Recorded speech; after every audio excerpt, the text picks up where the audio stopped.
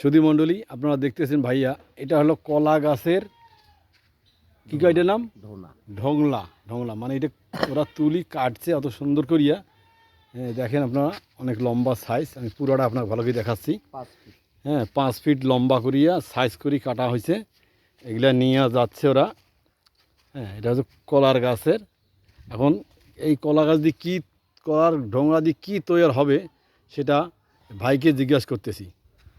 আচ্ছা ভাই, বলেন তো এইগুলা দিয়ে কী বানায়? এগুলা দিয়ে কপিন বানায়, কপিনের দড়ি হয়। এই দড়িটা দিয়ে এগুলা শুকিয়ে এটার একটা দড়ি হয়। এই দড়ি দিয়ে কপিনের একটা ডিজাইন হয়।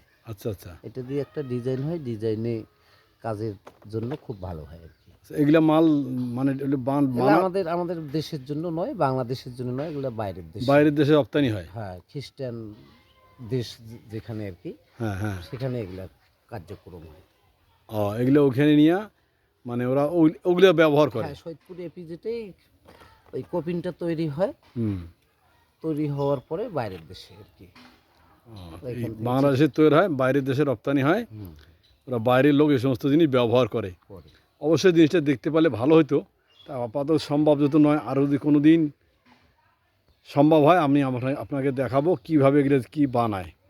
আপাতত আপনারা দেখলেন কলা গাছের ঢোংলা দিয়ে কিভাবে কফিন তৈরি হয়। আপনাদের সবাইকে অনেক ধন্যবাদ ভাইয়া, আপনাকে অনেক ধন্যবাদ। ভালো থাকবেন।